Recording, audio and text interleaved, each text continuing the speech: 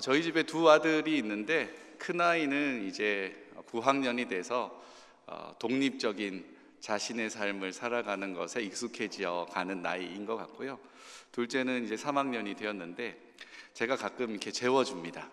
이 침대 머리맡에 이렇게 같이 누워서 재워주는데 이 아이가 제일 좋아하는 게 머리를 이렇게 뒤로 쓸어 넘기면서 입으로 바람을 후 불어주는 걸 굉장히 좋아해요. 아주 어릴 때부터 제가 재울 때 많이 썼던 기술인데 요즘에도 잠을 잘 못 자거나 그러면 제가 싹 가가지고 머리 이렇게 해주다가 후 불면 한 10초 안 돼가지고 이제 코 고는 소리가 납니다. 이 자고 있는 아이를 물끄러미 보고 있으면 제 인생의 마지막에 이 아이에게 어떤 것을 남겨줄 수 있을까? 이 아이에게 어떤 인생의 표지판 같은 그런 것들을 남겨줄 수 있을까를 좀 고민하게 됩니다. 그 이야기는 제가 제 삶으로 살아낸 흔적이 담겨야 할 것일 것 같고요. 그런 어떤 이야기를 해줄 수 있을까? 자는 아이의 얼굴을 보면서 그런 생각들을 종종 하곤 합니다. 여러분은 인생의 마지막 순간에 어떤 이야기를 여러분의 자녀 손들과 혹은 교회에 남길 수 있을까요? 이 성경에 등장하는 많은 인물들도 마지막 순간에 자신의 뒤를 걸어올 사람들에게 이야기들을 꽤나 남기곤 합니다. 디모데후서 바울의 이야기인데요. 디모데후서 4장 17, 18절 혹시 오늘 화면이 준비가 될까요? 됐군요. 너무 감사합니다. 이것도 감사 제목인데 너무나 당연하게 찬양할 때는 가사가 나와야 되고 원하는 타이밍에 탁탁 넘어가야 되고 할 것 같지만 누군가가 수고로 그 일들을 하고 있으니까요. 오늘 그 프로그램에 조금 문제가 있어서 그거를 지금 빠른 속도로 고쳐가면서 지금 예배를 드리고 있거든요. 너무너무 감사하고요. 혹시 이런 이제 방송 사고가 나시면 보통 뒤를 한 번씩 돌아보시거든요. 방송실 저 위에 있는데 자꾸 뒤를 돌아보게 됩니다. 그러면 눈이 혹시라도 마주치면 수십 명의 눈이 마주치면 될 일도 잘 안 되거든요. 그러니까 방송사고가 나거나 뭔가 문제가 생겼다 그러면 앞만 보시면 되겠습니다. 오늘 디모데후서 4장 17절 18절 바울이 디모데에게 남기는 이야기인데요. 같이 읽어보도록 하겠습니다. 시작. 주께서 내 곁에 서서 나에게 힘을 주심은 나로 말미암아 선포된 말씀이 온전히 전파되어 모든 이방인이 듣게 하려 하심이니 내가 사자의 입에서 건짐을 받았느니라. 주께서 나를 모든 악한 일에서 건져내시고 또 그의 천국에 들어가게 하시도록 구원하시리니 그에게 영광이 세세 무궁토록 있을지어다. 아멘. 바울이 자신의 인생을 회고하면서 영적인 아들이고 이 자신과 함께 목회의 여정을 걷고 있는 디모데에게 해주는 말이 이것입니다. 주님께서 내 곁에 서서 힘을 주셨기 때문에 내가 복음을 전할 수 있었습니다 라는 이야기입니다. 내가 한 것이 아니라 내 곁에 서서 힘을 주시는 주님을 의지해야만 복음이 전해졌습니다. 그 고백을 이제 바울이 하는 거죠. 그래서 디모데에게도 이야기하는 겁니다.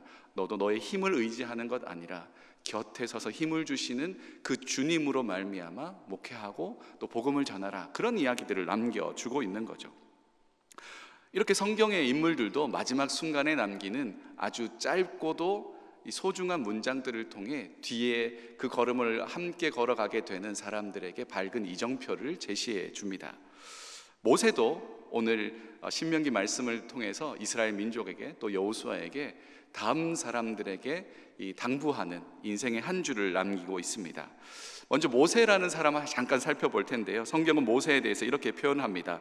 민수기 12장 3절 말씀 우리 같이 읽어보도록 하겠습니다. 안 나오죠? 자, 뒤돌아보지 마시고요. 제가 읽어드리겠습니다. 이 사람 모세는 같이 읽겠습니다. 시작. 이 사람 모세는 온유함이 지면의 모든 사람보다 더하더라. 아멘. 모세를 가리켜서 온유한 사람이라고 표현하는데 이 온유함이라는 말이 아나브라는 단어입니다. 이 말의 어원이 대답하다라는 뜻이거든요. 그래서 묻는 말에 잘 대답하는 것, 이런 사람인가 생각할 수 있지만 이 고대 사회에서 누군가가 말을 한다는 건 쉬운 이야기가 아니었습니다. 보통은 질문은 주인이 하는 것이고 대답은 종이 하는 거였습니다. 그러면 모세를 가리켜서 이 사람은 온유했고, 온유했다는 건 대답하는 것이 온 땅에 있는 사람보다 더하더라라는 건 무엇은 말이냐면, 모세가 하나님과의 관계 안에서 주인 노릇하지 않고 종처럼 늘 대답하는 사람의 입장에 있었다는 이야기입니다. 하나님이 나의 주인이시고 나는 그분의 말씀에 순종하며 걸어가는 사람이라는 온유함을 가진 사람이었다는 겁니다. 하나님 앞에서 늘 겸손하게 자신을 낮출 수 있는 사람, 순종의 사람이라고 말할 수 있습니다. 그 순종하는 모습이 지면의 모든 사람보다 더 탁월했다라고 성경은 칭찬해주고 존중해주고 있습니다. 원래 모세는 그런 사람이 아니었습니다. 다혈질적이었고 힘을 쓸 줄 아는 사람이었습니다. 그런데 이렇게 그가 겸손할 수 있었던 것은 광야 40년의 세월이 있었기 때문에 그렇습니다. 이 광야는 자신이 할 수 있는 게 매우 지극히 제한적인 공간입니다. 찬양 중에 이 광야를 지나며라는 찬양이 있는데, 그 찬양의 후렴 가사가 이렇습니다. 주님만 내 도움이 되시고 주님만 내 빛이 되시는, 주님만 내 친구 되시는 광야, 주님 손 놓고는 단 하루도 살 수 없는 곳 광야, 광야에 서 있네. 광야라는 그곳을 잘 표현해주는 그런 가사라고 생각합니다. 주님 손 놓고는 단 하루도 살 수 없는 곳. 광야의 40년을 걸어가면서 모세가 경험한 것이 그것이었습니다. 주님 손 놓고는 내가 단 하루도 살아갈 수 없는 사람.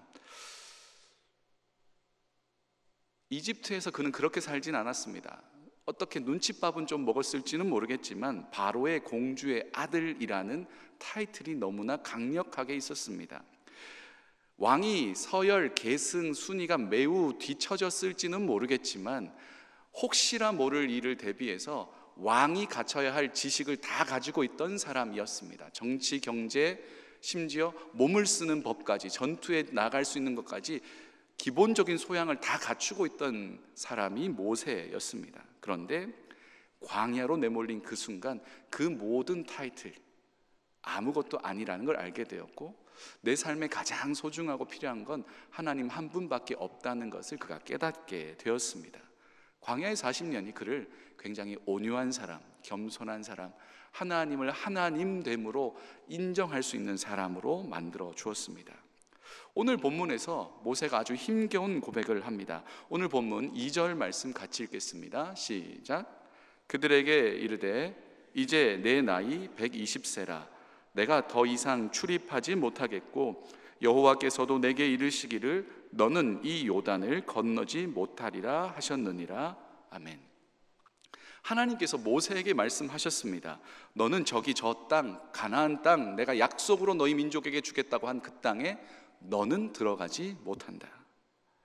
하나님께서 모세를 이 땅에서 데려가실 때 마지막으로 선 곳이 느보산입니다. 제가 성지순례를 예루살렘 또 그 시리아 쪽으로, 요르단 쪽으로 다녀온 적이 있는데 이 느보산에 올라가 본 적이 있습니다. 거기서 찍은 사진이 있는데요, 사진 한번 보여주시면, 직접 찍은 사진입니다. 저기 화살표로 있는 지역이 느보산에서 바라보는 이 유대 땅, 그러니까 예루살렘 쪽입니다.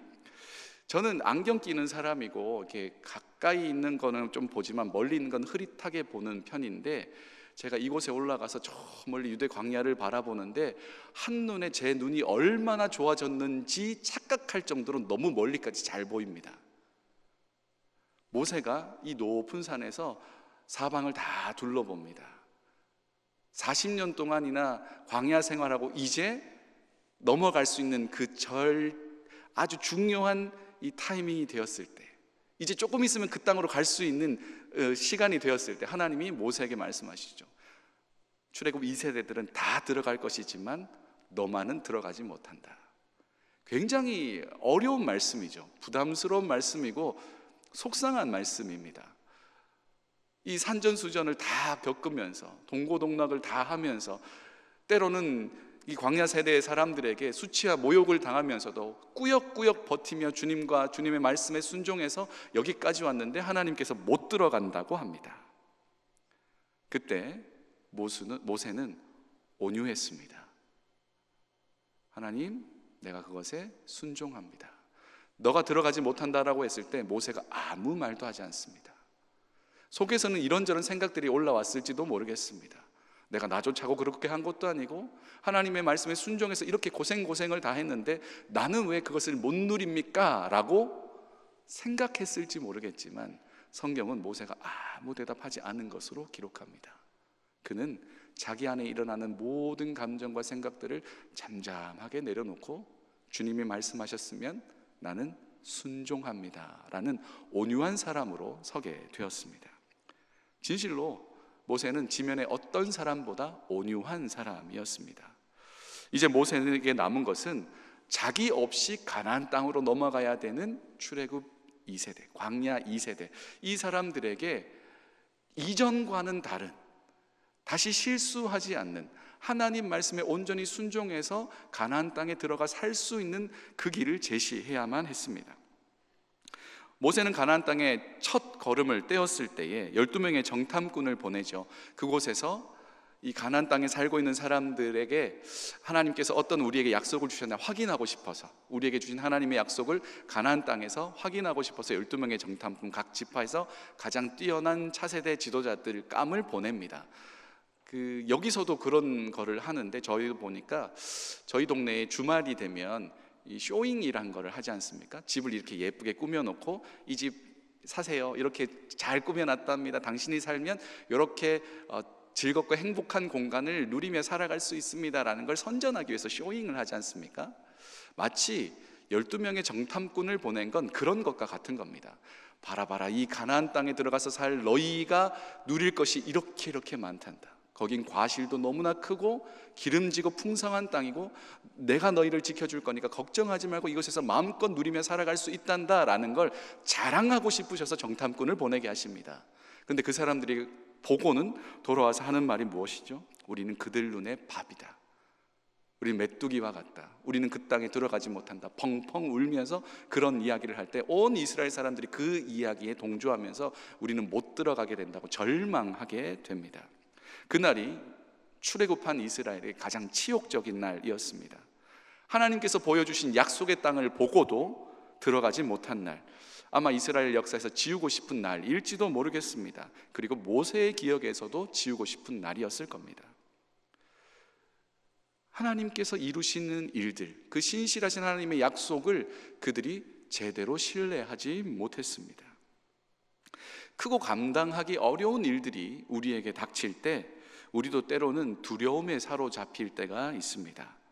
두려움이 가진 가장 큰 힘은 사람을 절망하게 만든다는 것입니다. 소망, 희망을 잃어버리게 만드는 거죠. 어떻게 해도 답이 없다는 것, 아무리 내가 노력을 하더라도 이거 해결할 수 없다는 그런 생각들이 우리에게 찾아오면 우리는 낙심하고 하던 것들을 포기하게 만듭니다. 두려움이 사람을 지배하기 시작하면 이어지는 것이 불만입니다. 불만.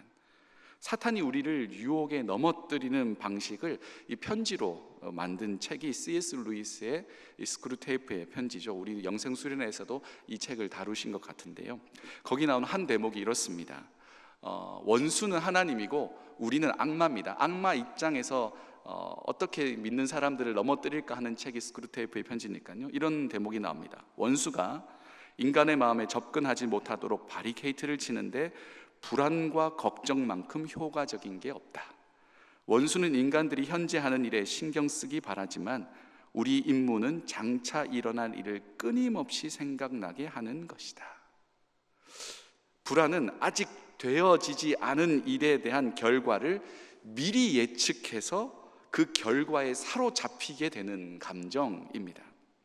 불안은 아주 사소한 것 하나하나까지 신경 쓰이게 만들고 그것을 집중하게 만들고 집요하리만큼 그 사소한 것에 큰 영향을 받게 만듭니다. 그래서 오늘이라는 시간을 제대로 살아갈 수 없게 만드는 거죠. 이스라엘에게 약속의 땅으로 가라 하신 분은 하나님이셨습니다. 이스라엘은 그 약속의 말씀을 붙들고 광야로 나왔습니다. 그들은 정탐을 통해 하나님의 약속이 성취될 것을 믿음으로 받아들이고 확인하고 오는 것이 아니라 그들이 가지고 있는 그 땅에 살고 있던 사람들이 가지고 있었던 문명과 군사력과 이 스펙들을 보면서 두려움에 사로잡히기 시작합니다. 불안해졌습니다. 괜히 올라가서 광야보다 더 못한 인생을 살아갈까 봐 불안해졌습니다.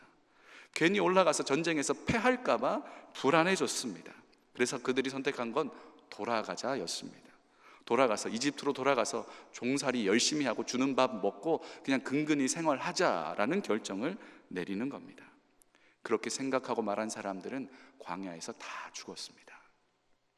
그리고 광야에서 태어난 출애굽 2세대들과 함께 다시 가나안 땅 앞에 서 있는 모세는 걱정이 되었을 겁니다. 왜냐하면 1세대와 똑같은 생각을 하게 될까 봐. 이미 모세는 경험했기 때문에 지금의 선택이 너무너무 중요하다는 걸 알고 있었습니다. 그 경험을 2세대가 다시 반복하지 않기를 원했습니다. 그래서 이렇게 말하는 것입니다. 6절 후반절 같이 읽겠습니다. 시작. 이는 내 하나님 여호와 그가 너와 함께 가시며 결코 너를 떠나지 아니하시며 버리지 아니하실 것임이라 하고 아멘. 모세는 그의 경험을 통해서 사람의 노력으로 두려움과 불안이 사라지지 않는다는 걸 잘 알고 있었습니다. 불안과 두려움이 어떻게 사라질까요? 그것은 함께 하시는 하나님을 바라볼 때 사라지는 겁니다. 어둠을 걷어내려고 아무리 노력해도 어둠은 걷어지지 않습니다. 어떻게 하면 어둠이 걷어질까요? 불을 켜면 됩니다. 내 안에 있는 두려움과 불안의 감정들을 아무리 내 머릿속으로 합리화시키고 설득해서 없어질 것 같으면 참 좋겠지만 그렇지 않습니다. 불안과 두려움은 꼬리에 꼬리를 물고 우리의 잠자리 가운데 계속 찾아오죠. 빛 대신 주님을 묵상할 때 어둠은 물러가는 줄 믿습니다. 그래서 하나님께서 함께 하신다는 약속을 그들에게 지금 제시해 주고 있습니다. 하나님이 이미 모세에게 약속해 주셨습니다. 3절 말씀도 같이 읽겠습니다. 시작. 여호와께서 이미 말씀하신 것과 같이 내 하나님 여호와께서 너보다 먼저 건너가사 이 민족들을 내 앞에서 멸하시고 내가 그 땅을 차지하게 할 것이며 여호수아는 내 앞에서 건너갈지라. 아멘. 너보다 하나님께서 먼저 건너가신다. 너무너무 멋진 말이죠. 미래라는 시간은 사실 우리의 것이 아닙니다. 아직 오지 않은 그날은 하나님의 시간입니다. 우리는 그날에 대한 막연함 때문에 두려움과 불안을 가질 때가 참 많지만 성경은 하나님은 우리의 불안, 미래에 대한 불안을 염려할 것이 아니라 하나님이 먼저 가서 행하시고 계시다는 약속을 건네줍니다. 이 구절에서 우리가 한 번 더 주목할 부분은 이미 말씀하신 것과 같이라는 대목입니다. 하나님이 이미 말씀하셨습니다. 그리고 하나님은 그 말씀대로 이루시는 분입니다. 그것을 다른 말로 하나님은 신실하신 분이다라는 고백입니다. 하나님은 신실하신 분이십니다. 하나님이 말씀하신 것은 반드시 지키시는 분이십니다. 그리고 그분이 하신 약속들이 이 성경 안에 가득가득 담겨 있습니다. 그 하나님의 말씀을 붙들고 의지하며 걸어갈 때 불안과 두려움이 사라져 가는 것이죠. 이 하나님의 신실하심, 먼저 가서 앞서 행하시는 하나님을 믿는 믿음 안에서 모세가 오늘 이렇게 선포합니다. 우리 6절 말씀을 전체 구절로 다시 한번 읽어보겠습니다. 시작. 너희는 강하고 담대하라. 두려워하지 말라. 그들 앞에서 떨지 말라. 이는 내 하나님 여호와 그가 너와 함께 가시며 결코 너를 떠나지 아니하시며 버리지 아니하실 것임이라 하고 아멘. 사랑하는 여러분, 우리의 인생은 두려움이 끌고 가는 것이 아니라 하나님 신실하신 그분의 약속이 우리를 인도해 가는 줄 믿습니다.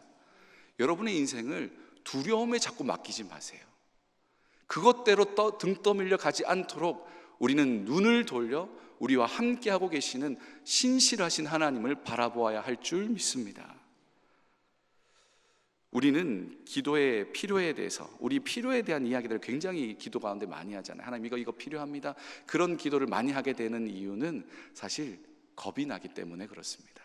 이게 없으면 안 될 것 같은 불안함, 이게 없으면 큰일 날 것 같은 답답함. 물론 그것이 우리에게 꼭 필요하지만 사실은 기도 가운데 더 필요한 건 하나님, 내 곁에 계신 주님을 보게 도와주십시오. 하나님 나와 함께하고 계심을 내가 믿음의 눈으로 볼 수 있기를 원합니다. 사실은 그 하나님을 바라보면 다른 것들은 불안과 두려움의 요소가 사실은 되지 못하는 거죠. 여기 확실한 하나님이 계시기 때문에 그렇습니다. 우리 주님 예수께서도 이 땅의 마지막 순간에서 이렇게 말씀하셨습니다. 마태복음 28장 20절 후반절 말씀 같이 읽겠습니다. 볼지어다 내가 세상 끝날까지 너희와 항상 함께 있으리라 하시니라. 아멘. 이보다 더 좋은 약속이 있을까요? 내가 세상 끝날까지 너희와 항상 함께 있으리라. 항상이라는 말 아무나 할 수 있는 말이 아닙니다. 이런 말 우리 사랑하는 사람 사이에서 이렇게 이야기할 때만 나는 항상 너와 함께 있을 거야, 나는 언제나 너와 함께 할 거야, 그 거짓말입니다. 이 영원히라는 말도 사실은 사람이 쓸 수 없는 말이거든요. 연인들끼리 나는 너를 영원히 사랑해, 사람은 영원이라는 개념을 누릴 수 없는 존재입니다. 항상이라는 말, 그건 하나님만 하실 수 있는 말입니다. 내가 너와 항상 함께 있을게. 항상이라는 말 틈이 없다는 이야기입니다. 하나님과 우리 사이에 공간이 없다는 이야기입니다. 우리와 함께 탁 붙어서 함께 계시는 분, 주님께서 그렇게 약속해 주셨습니다. 세상에 어떤 것도 끊을 수 없는 사랑으로 우리와 함께 하시는 그 하나님께서, 주님께서 우리와 함께 하시겠다 약속해 주셨습니다. 그러면 이 약속을 믿음으로 붙드는 겁니다. 사단은 우리의 눈을 이 믿음에서 벗어나게 하려고 굉장히 애를 많이 쓰게 합니다.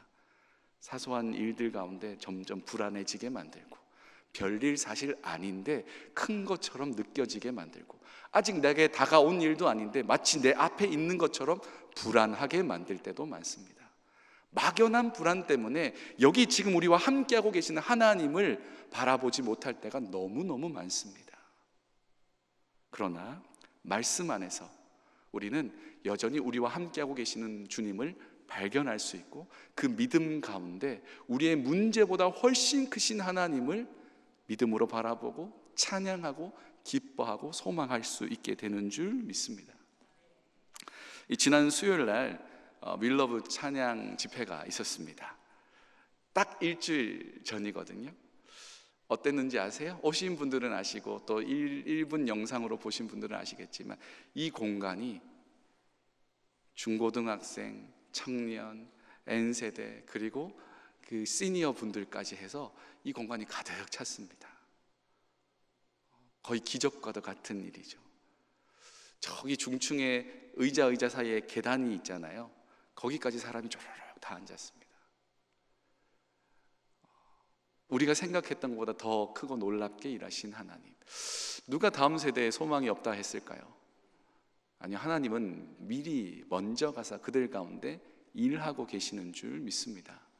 다만 먼저 된 우리로서 그들에게 삶으로 살아낸 이정표를 좀 제시해 줄 수 있었으면 좋겠습니다. 하나님은 이미 그들 가운데 역사하고 계십니다. 부흥이 일어날 것이고, 쉽지 않은 이 시대 가운데도 그들이 믿음의 사람들로 넉넉하게 승리하며 살아가게 될 겁니다. 그때 그 앞서 걸어가는 우리가 삶으로 살아낸 흔적으로 믿음의 사람들에게 남겨줄 수 있는 정금 같은 한 줄들이 우리 인생에 꼭 있었으면 좋겠습니다. 저도 생각해 봤거든요. 이 모세는 강하고 담대하라, 이런 이야기를 남겼지 않습니까? 우리 인생의 여정에서 우리는 어떤 마지막 한 줄을 우리와 우리 다음 세대에게 남겨줄 수 있을까요? 저도 짧은 저의 인생을 돌아보면서 생각을 좀 했습니다. 저는 지금은 요 정도까지 이야기할 수 있을 것 같아요. 네가 어디 있든지 어떤 상황에 놓였든지 하나님 아버지께 기도하면 그분이 들으신다. 믿음으로 간구하면 하나님의 선하신 뜻 가운데 응답하신다. 이 아이가 살아가게 될 알지 못하는 미지의 시간 가운데 확실한 하나님을 붙들 때 그는 하나님 손 안에서 넉넉히 승리하며 살아가게 될 줄 믿습니다. 사랑하는 여러분, 강하고 담대하십시오. 두려움과 불안 아니라 강하고 담대하게 우리와 함께 하시는 주님을 붙들며 뚜벅뚜벅 오늘을 살아가실 수 있게 되기를 소망합니다. 사단은 우리로 계속 여러 가지 어려움들을 앞에 두면서 불안하게 만들고 걱정하게 만들겠지만, 하나님은 좀 답답하실 수도 있겠어요. 내가 옆에 여기 있는데 왜 이렇게 불안해할까? 밤길을 아이랑 함께 걸어갈 때 아이는 제 손을 꽉 잡습니다. 그것이면 충분하기 때문에 그렇습니다. 만약에 밤길을 아이랑 걸어가는데 아이가 제 손을 잡고도 벌벌벌 떤다면 그건 제가 좀 문제가 있는 거겠죠? 아이는 밤길을 걸어갈 때 제 손만 잡으면 그냥 다시 노래가 흥얼흥얼 거려집니다. 여러분에게 하나님은 어떤 분이십니까? 우리의 인생을 완전히 다 의지해도 되는 분 아니겠습니까? 말씀이 하나님을 그렇게 크고 위대하신 분으로 소개하고 있지 않습니까? 믿음의 눈으로 그분을 바라볼 때 우리는 그분의 손을 붙잡고 담대하게, 강하고 담대하게 오늘을 살아가게 될 줄 믿습니다. 우리의 자녀 세대도 그렇게 살아가게 되기를 소망합니다. 인생의 마지막 순간에 남길 수 있는 문장을 한번 곰곰이 생각해 보시면 좋겠어요. 나는 어떤 문장으로 우리의 자녀들에게 믿음의 이정표를 세워줄 수 있을까? 남은 한 주간 고민해 보신다면 꽤나 유익하고 은혜로운 시간이 될 것 같습니다. 모세는 말합니다. 강하고 담대하라. 하나님 함께 하신다. 그 능하신 하나님 붙들고 승리하며 살아가는 저와 여러분 되기를 간절히 소망합니다.